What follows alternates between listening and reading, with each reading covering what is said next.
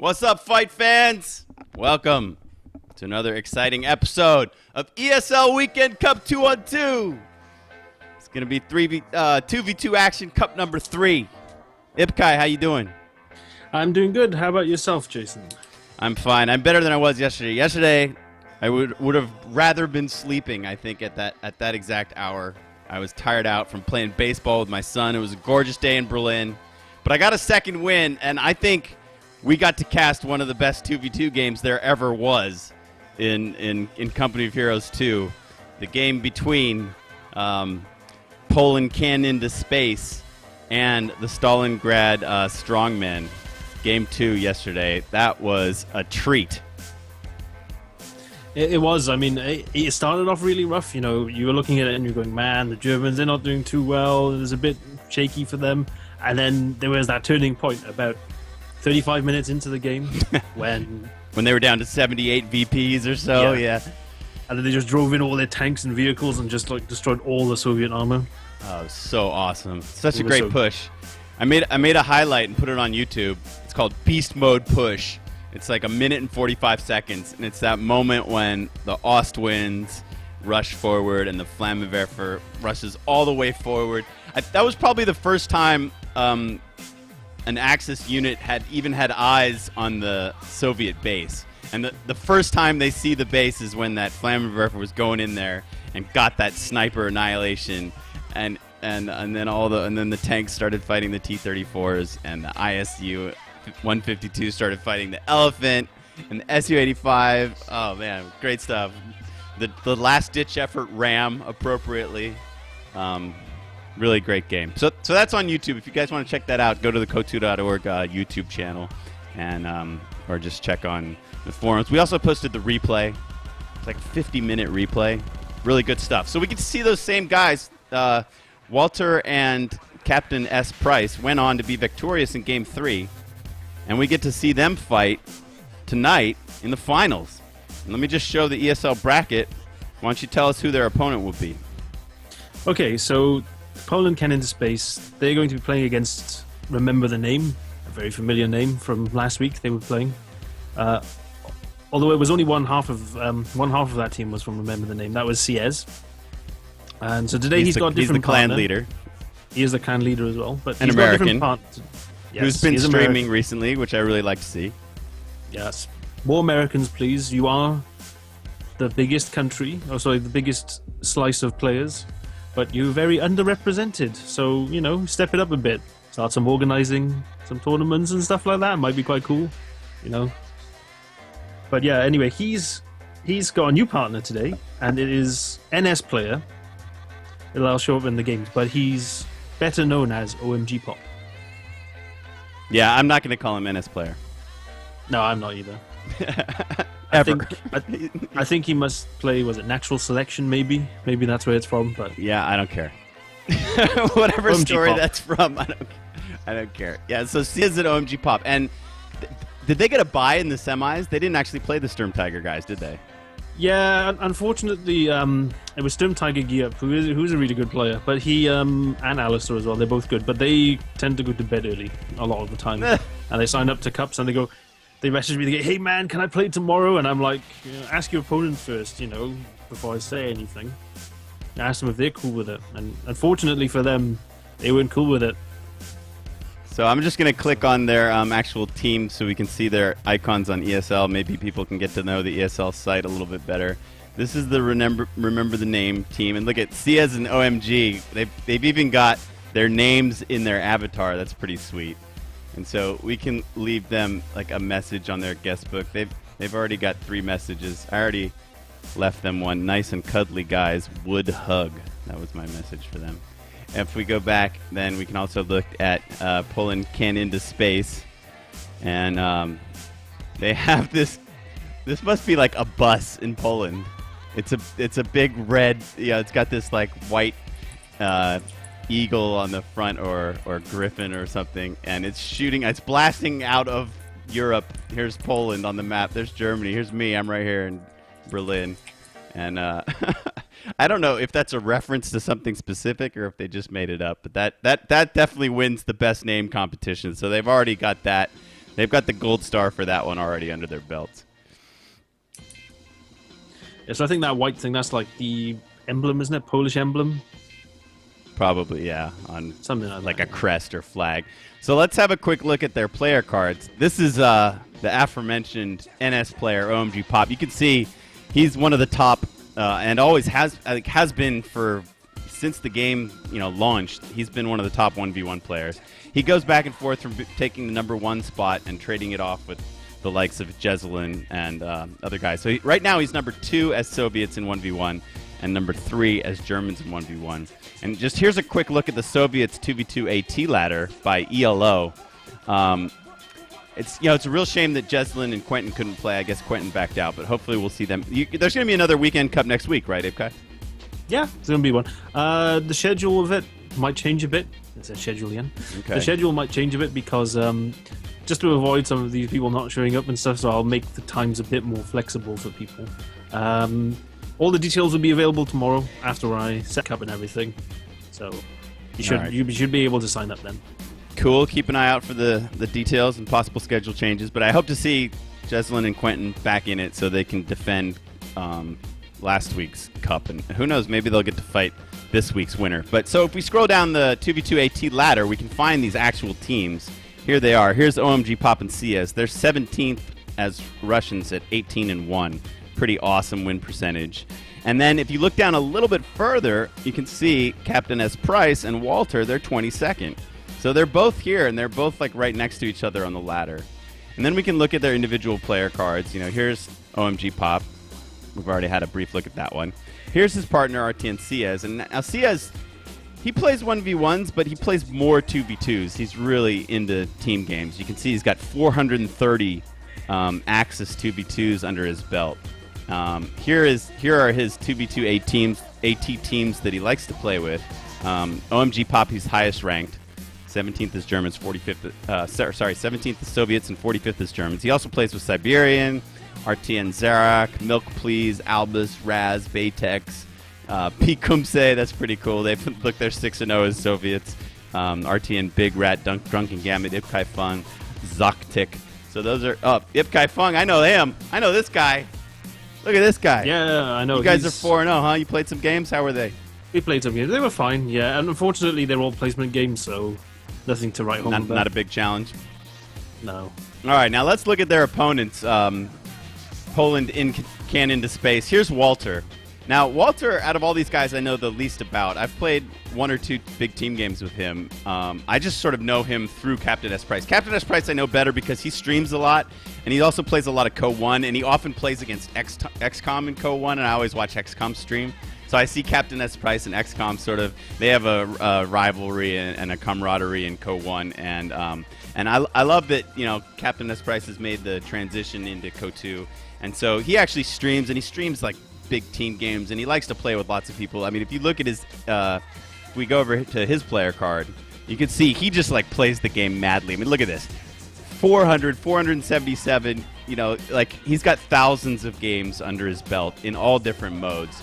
And if you look at his arranged team partners that he likes to play with, this list just goes on and on and on. I mean, check it out. He plays with everybody and anybody at any time. He's just a very friendly, social kind of player.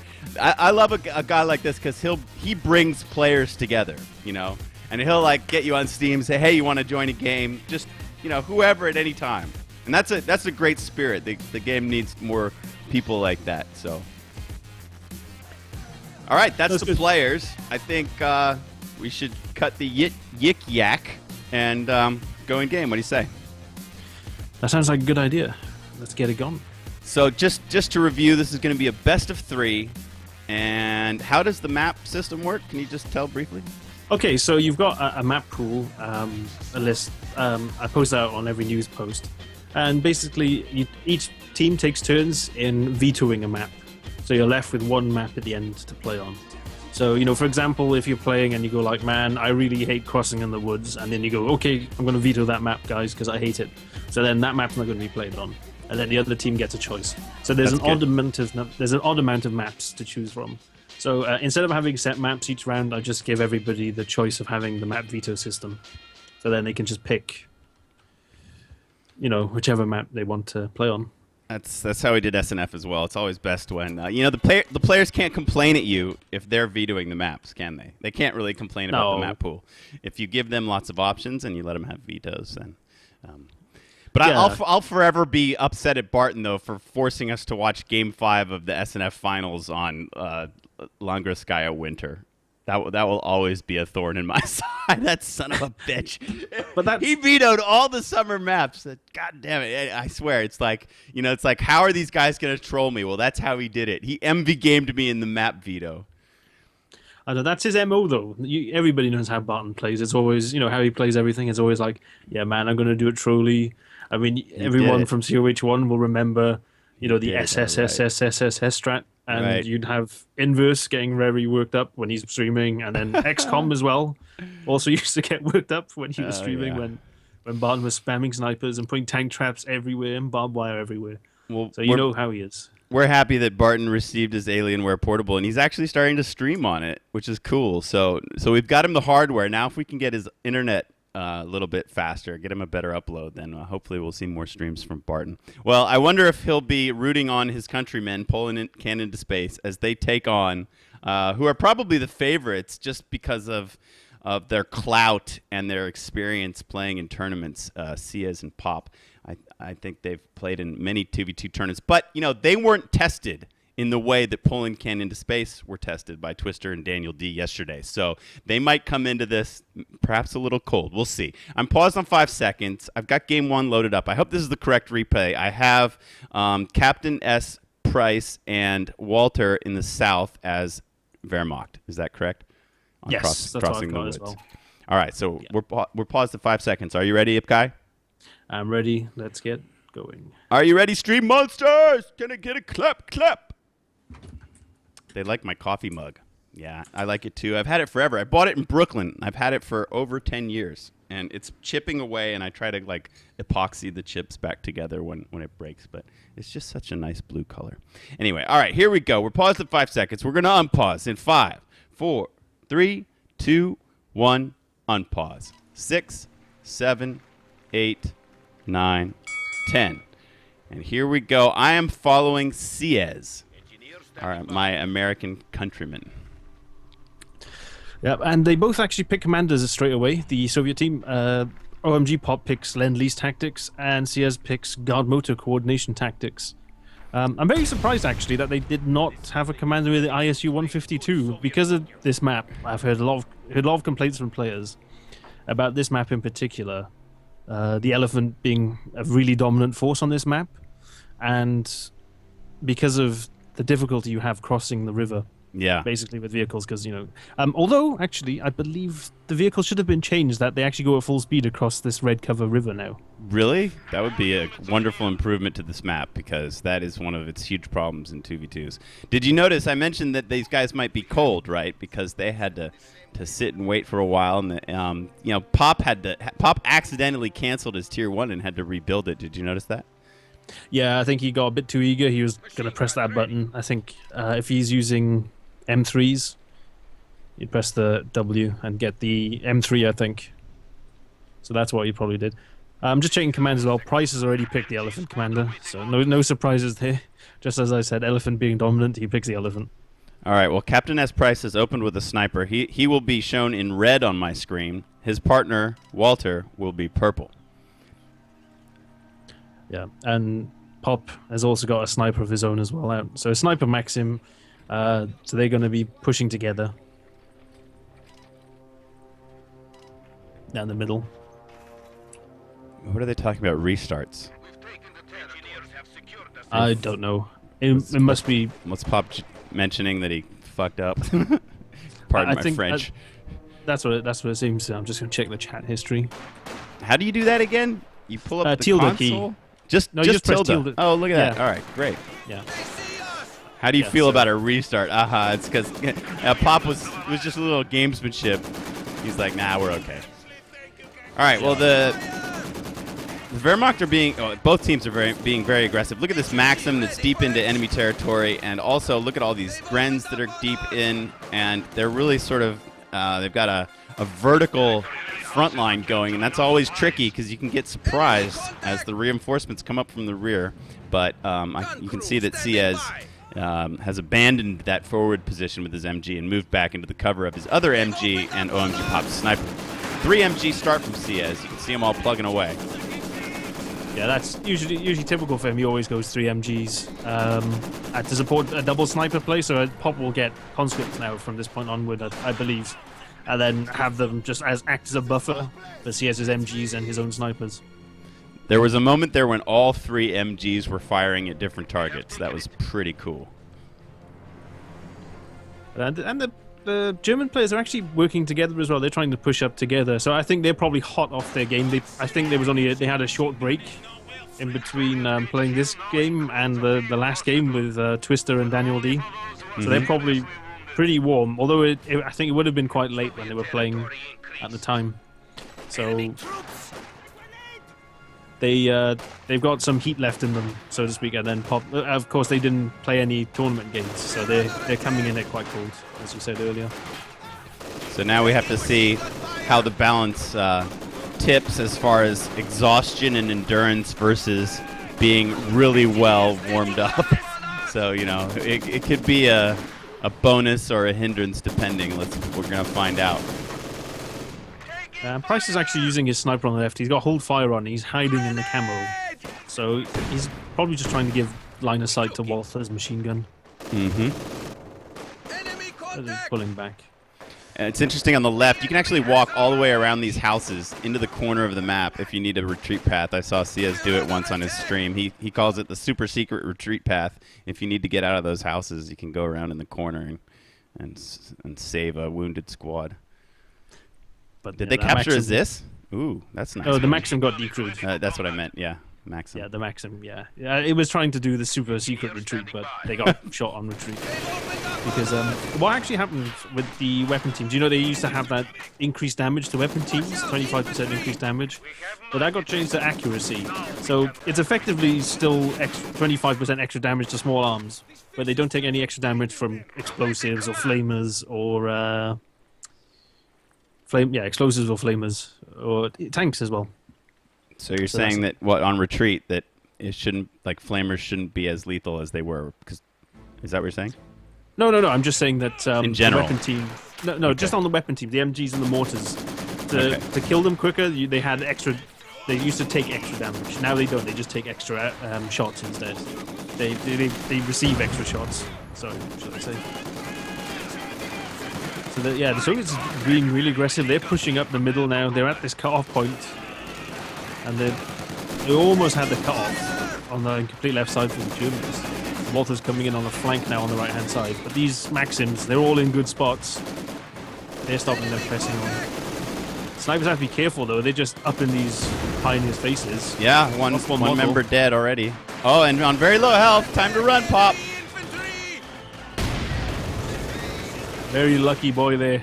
But they got the cut-off. They didn't take too many losses either, so they didn't. It's paid off. It's paid off.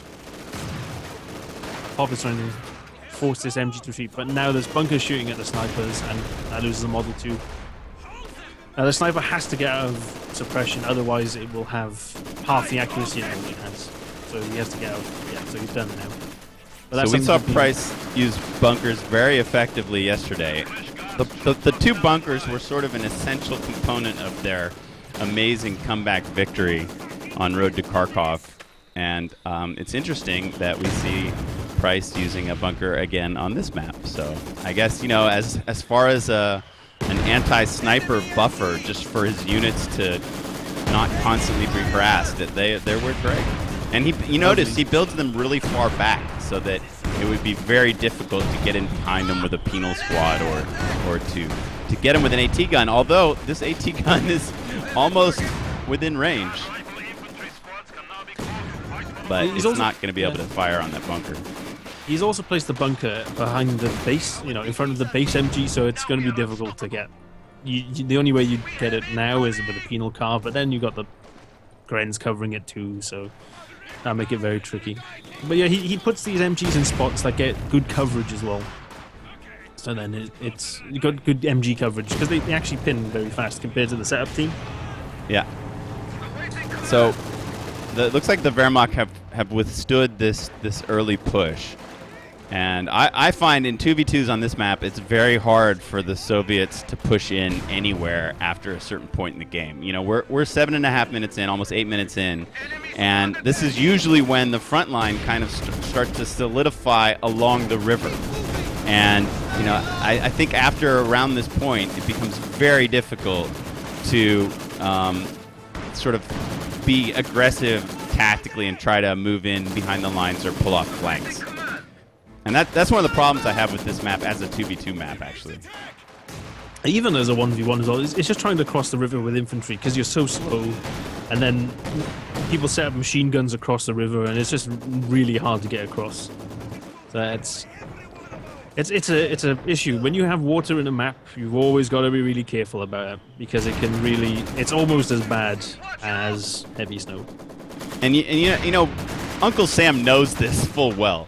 And you can see that he intended to do very little water. I mean, you know, look how thin these little streams are. He made them super thin and shallow, and you can cross this thing anywhere, you know? None of it's, like, uncrossable. You can cross it anywhere except maybe this pond that's just to the left of the VP. But even still, this tiny amount of water, the fact that it slows your vehicles down that much, and your infantry as well, it becomes a static front line. I'm sure he never wanted that. You know, and that he tried to do whatever he could to prohibit that from happening, but it still happens with good teams. Look, could you switch on the resource bar? Someone just asked. Yes, thanks for reminding me. Thanks for Ipkai for keeping a look on it. So we have Ciez at the bottom and Pop at the top. And then second from bottom is Walter, and third from bottom is Price. So once again, the Soviet players that we're following are split up. These frontline battles, Ipkai, I don't really know how to commentate them because there is nonstop MG and mortar fire and light vehicles, you know, poking and snipers taking pot shots and barrages. It's just, how do you follow all this, you know? It's pretty tricky. You just got to focus on one spot, and it can be difficult. But Ciez now, he's actually got a T-70 out now, and the Soviets have not, the Germans have only got the 222 as a very soft counter to the 222. They haven't got a pack gun out. Doesn't seem they've got one, or any Panzerschrecks. So this T-70 is going to have a bit of an open day, really, on all this German infantry. You can see it on the left coming in. He's having a look. Here comes some Grens, though. They might be able to get a Faust off. Surprise! Here we are. Let's see. Reaction times are a factor.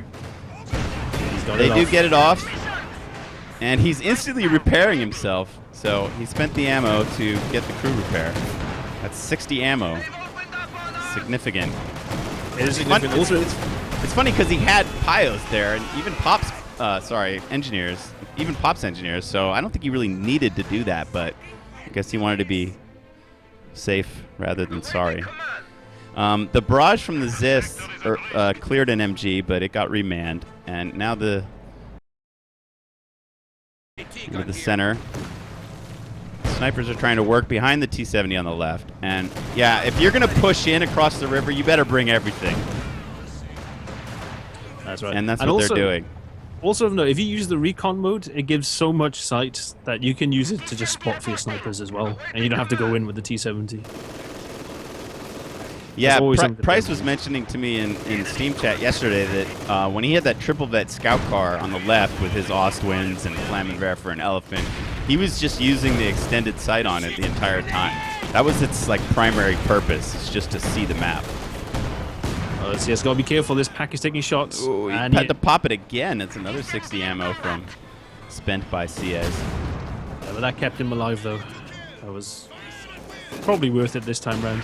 Look at these 3 mortars from the German side. Double vet on this Maxim already from Ciez. And that gives it more, gives it better suppression, and they get the sprint ability as well, so you can run with a machine gun. It's quite comical to see a guy pushing a trolley really fast.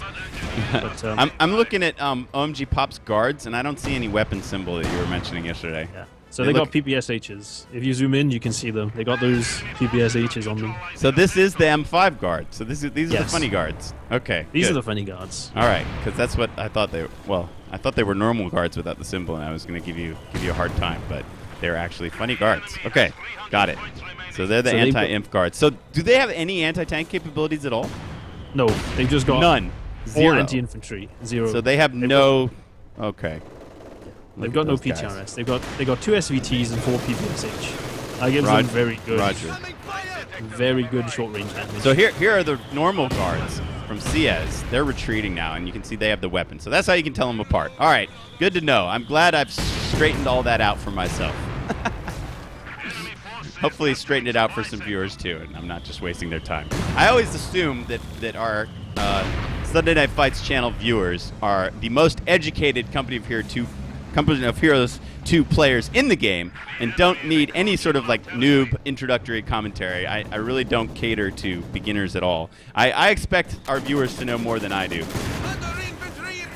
Hopefully I can fill in the blanks a little bit as well. No, you're doing a wonderful job. I always learn from your commentary. You've got a privilege as you've been playing this in the beta for the last month or so, while we all just got introduced to it a few days ago, this patch. Yeah, to some extent. I don't know how much I can talk about it though, so leave it at that. But yeah, the Germans got Ostrand out. That's actually quite a good buy because it got reduced in price, and it's actually not at a bad time because they've only got Aziskan, and you can use this Ostrand to control the infantry pushes across the river. So you can just park it over the other side of the river and then not get across. Well, Pop's doing well with his snipers. They've got 19 and 25. He'll switch sides. You know, for a while, the Soviets had no units on the right, and they had everything on the left. And then, you know, they just really quickly switched over. And for a time there, all the action was on the right. But it's always around this river. Although, you know, the Soviets have a nice hold on the left-hand side, and they've actually got the left-hand fuel, and that's kind of a big deal that the Soviets have both fuels. It is, because that way now they can pump out more vehicles, or I think in Pop's case, he's going to be saving for Shermans, because he's not built any Tier 3 or Tier 4 yet. However, he has built a super Flamer car over on the left. He's got Flamer engineers in an M5, and the M5s are a lot more resilient than the M3 is. Well, I wonder if he'll take the risk and go across the river and try to fry some German infantry. Knowing Pop, I imagine the answer to that question will be yes. He's just waiting for the opportune moment. Opportunity to get in there and smoke infantry. He's not going to try it when the Ostwind's around, that's for sure. No, the Ostwind will do significant damage to the M5. Also, something I've noticed as well, you can't upgrade the quad on it until you have Tier 3 or Tier 4. Is that a new change? I believe so. I mean, before you would have had Tier 3 anyway, because you would have built a quad. That's where you could get the M5 from. Yeah. Right. But, so it was a non-issue, but now, since you can get it from call-in with no tier. Yeah. Oh, okay. Well, that's great to know. I didn't know that as well. I learned another little tidbit. And so Pop doesn't have Tier 3, so he cannot upgrade the M5. Yeah, that's right. All right. Good to know. It goes to a bit of a probe on the left side on these Grens. One or two guys get killed, but he's got coverage from an Ostwind. He thinks they're capping, but they're not. It's very tricky sometimes if you want to stand right on the edge of the circle. Sometimes you'll think you'll be in the circle, but you're not, and then you have to move a foot or two. They've abandoned trying to cap the VP. They're going to go after the fuel instead. But there's a surprise. Some conscripts hiding behind the building, about to ambush these Grens. Oh, hello. Hi, guys. And the Grens are going to escape. And the Ostwind says, conscripts, nom nom. Let me get some. And Pop should really just retreat. He's being really too ballsy with these conscripts. Yeah, why is he staying? I guess I don't know. Maybe he was trying to give CS some time to get in there and throw a nade. Oh, he's going to steal the MG. All right. Take what you can get. How are the Germans doing on the right? Double vet LMG Gren squad tearing up conscripts and packed really far forward across the river. If he'd only stayed set up for another second, he could have fought this T-70 that's coming in. He's still able to turn. Ooh, still can't get has to past it. retreat. And this sniper, very lucky to get away. And here comes a Sherman on the right from Pop. Awesome that we get to shoutcast this new unit. Welcome to COH. It's Code 2 Western Front Army's preview unit, part of the Lend-Lease Commander. This is the last unlock. How many CPs, Zipkai? 10? 9 11? CPs. 9. 9 CPs. 9 CPs for the Sherman. The fastest tank in the game. Yes. Fastest medium tank in the game. I think it is the fastest tank in the game. 6.7. It's really fast. Even faster than the Panther. This pack will tear it up, though. Whoa! Gotta be careful. Whoa! And he doesn't want to stand next to these Grens. He's got to be a goner now. Okay. A little too aggressive there, Pop. Okay, I'm calling it right now. There's no way to save this Sherman. I mean, if he saves it, I'll eat my shoe. There shouldn't be any way to save it. I saw... oh, he does kill a Gren, though, retreating. That's already a win. Sorry to interrupt you. Here comes the other Sherman. That's at full health. He's got to be careful. He doesn't want to get this one past his head. Here's Tiger. Woo! All right. I don't have to eat my shoe, thank goodness.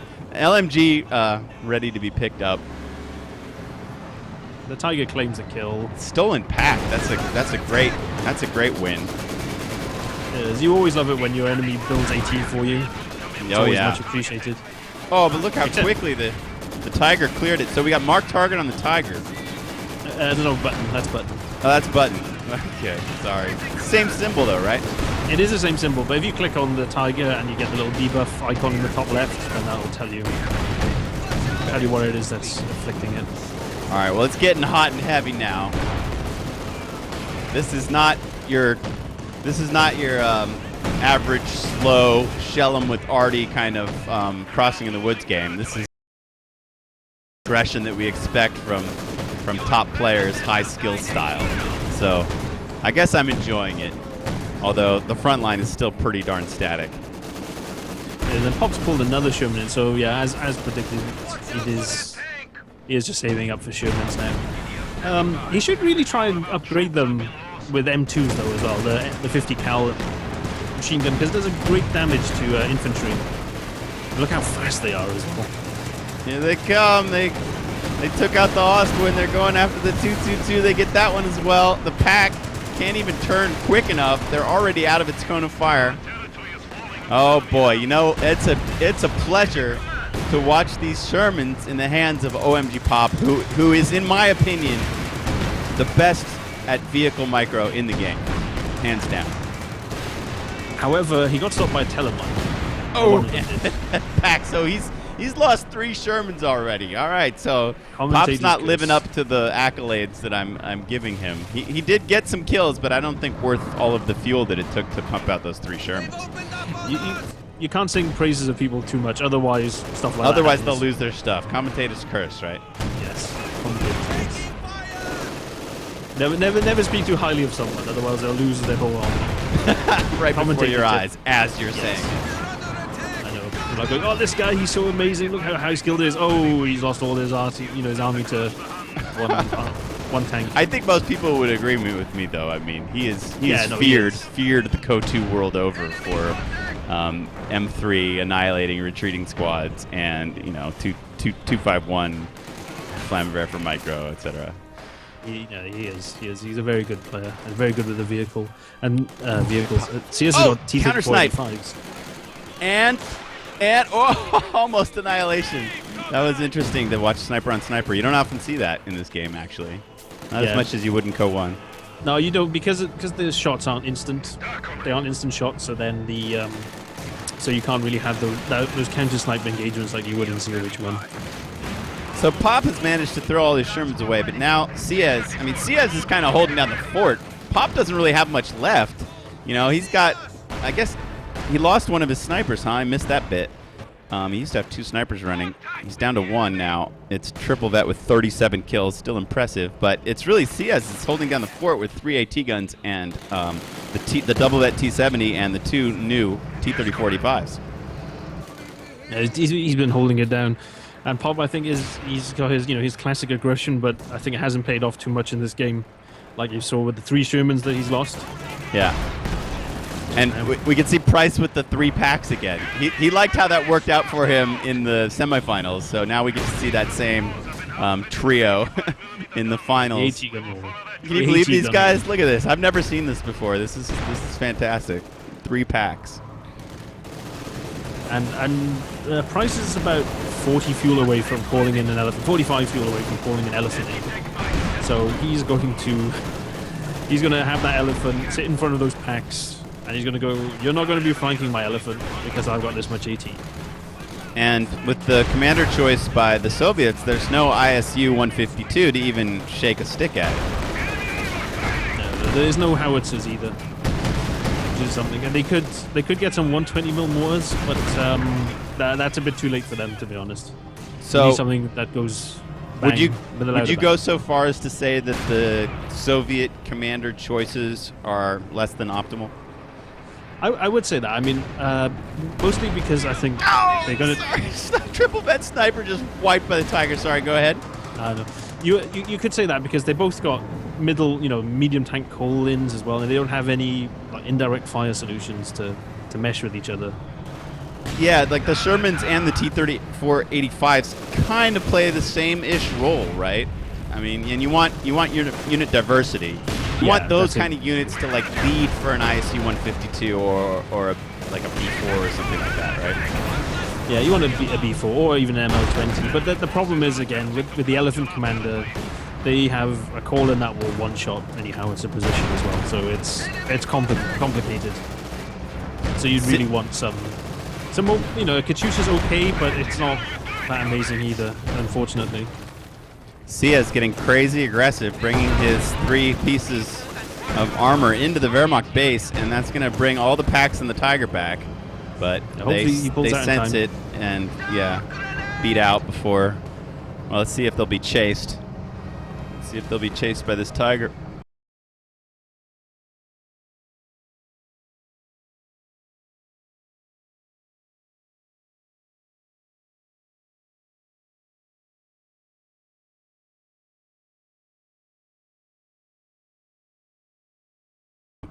My man, OMG Pop. Here comes the elephant. He's throwing away tank after tank, and that's not great right now. What's up with the elephant on stealth mode? Doesn't he have an engine sound? He's so quiet. Listen to him. He can't hear him. He barely makes a peep. He's like a You can hear it. There he gets his first shot at some combat engineers that were probing the front line for mines. And, this changes the complexion of the game now that we have this insanely high-ranged unit that can plug stuff from miles away, a couple screen lengths. Everything changes. The game becomes more about controlling line of sight, spotting for units, and avoiding these big, powerful, long-range shots. It's going to be hard. Oh, there's some off-map coming in. Is it cluster bombing? Yeah, it could have been worse. Damages assist, but doesn't annihilate anything. And you can see the Soviets are scrambling. They just, they know the elephant is here now, and they don't want to be anywhere near its cone of fire. And that is a large cone of fire. Look at that shot. That was from the elephant all the way back here, just in front of the Soviet base. I mean, it's crazy the range on the thing. It's got incredible range. It's got 100 range, which is the largest in the game. The ISU's got the equivalent range. But so is this like checkmate? Like as soon as this unit hits the field, I mean, what can the Soviets do with their commanders to try to counter it now? If they had if they had something with what they have, what can they do? What they have no off maps. That's the issue. So they kind of needed that. They would have needed an incendiary round to drop on the packs, or even a heavy bombing run to drop on the packs. Something like that. They need some indirect fire to just clear up the support. And then they can move in with the T-34-85s and flank this elephant, which would kill it in no time. Oh, man, it just laid a huge round in on the T-70 and almost killed it. Might have been even shooting into the fog of war, who knows. That thing's dead, though. No, he gets away. He gets away. I just want to say something about the T-70s. CS has been parking it on the right, and what he's been doing is just stopping harassment caps with it, and then just capping the points back up actually forces the units away. Look what the elephant did to these units that were in the center. Clears the Zis, hurts the infantry. The Tiger, I think, it did most of that damage. It's been yeah. Yeah, that is a the wicked Tiger combination. You know, if this goes as I expect it to go, with sort of the Wehrmacht closing this out from here, although they are down to 95 VP, you know, they're under a bit of pressure, and the Soviets are still managing to be aggressive. You know, the elephant can sit in the center, and look at all these units can still do work. I mean, CS has got 485s now. Here he comes. He's going for it. First one's down. Well, there's too many packs. Oh, my Lord. Oh, my. Oh, my God. It's a T-34 graveyard. The packs, the elephant, the tiger. Oh, my goodness.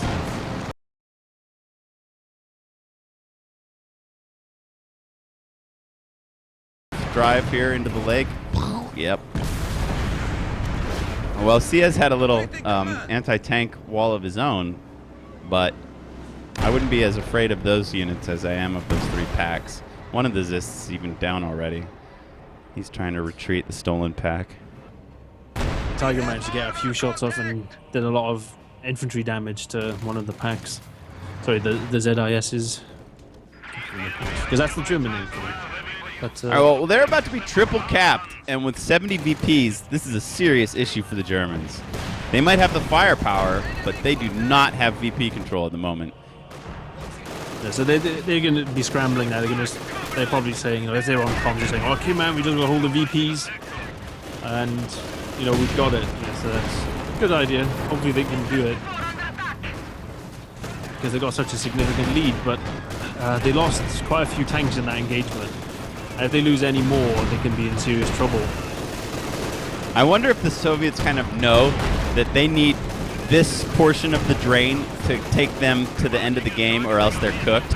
And I wonder if they have the feeling where they just need to throw everything they can at the German units, you know, just like throwing the kitchen sink at everything to just stop. Look at the T-70 is sitting in the VP circle, you know, with no main gun, just preventing the Grens from capping it. They succeed, and you know the Germans, they're down to 40 VPs. They haven't secured a single victory point yet. So the Germans are scrambling now. They're like, man, we got the unit composition to take them on, but we haven't got enough time. And that's the problem right now. Huge bomb goes off to clear some of the units that were guarding the center VP. Walter's going to go for it now, but they've got no other threat. This MG is the only thing even close to capping a victory point. They're down to 19. I think it's over, Ipkai. I don't think it's possible now. They managed to white 1 VP. 15. Oh, my goodness. Oh, here, that big force moving on the left. Price is going to try to cap the left, but we have a cloaked sniper on hold fire, capping the center. We got the Sherman. Sherman sitting here sacrificing his main gun to hold the left VP. The Soviets know it. They're down to 5. Can this even go white? Oh, the center is raised, and that's going to do it, folks. Sacrificing their units. Very smart victory point awareness from the Soviets. They knew their armies were beaten, but they still squeaked out the victory. Yep. That was really good by them to be aware that, hey, we got the VP win, and that's probably why CS did that push. He probably thought that we're really close to winning on VPs, and if I push these, push into their side, I can create a diversion and stop them from capping points or just distract them for a bit. Man. Sorry, camera back on. Good stuff. All right. Hi, guys. That was game 1. When I saw that, when the elephant first came out, I thought the Germans were gonna do it. I thought they had it on lockdown. But it turned out not to be the case. And that's, that also comes from tournament experience, I think. CS and Pop, they know how to win games. They know how to secure wins in pressure situations. And that's what they did. So let's mark 1 for remember the name on the scoreboard. Oh, boy, my mouse is tripping. Come back. Come back. And we're just going to go to a break for a quick moment. And we'll be back with game number 2. Let's see if we can get over 300 viewers, shall we? Hopefully. Somebody call Razor's mom. All right. We'll be right back. See you guys.